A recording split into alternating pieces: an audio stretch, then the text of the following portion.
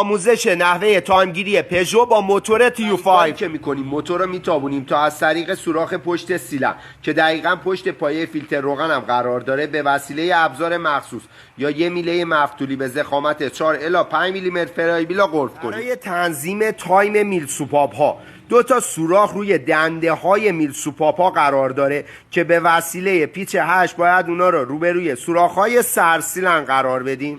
برای تنظیم سفتی تسمه تایم اول بلبرین ساعتی رو شل میکنیم، بعد به وسیله آلن 6 برخلاف جهت عقربه ساعتون رو میتابونیم تا عقربه اون با نشون روبروی هم قرار بگیرن.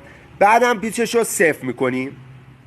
اگه تسمه تایم اصلی باشه یه خط نشون روی تسمه تایم وجود داره که باید با خط نشون روی پولی سر میلنگ روبروی هم و در یه راستا باشه. برای تسمه تایم اصلی هم 2 تا خط نشون بالای تسمه تایم هست که باید دقیقاً روبروی نشونهای میل سوپاپ قرار بگیرن.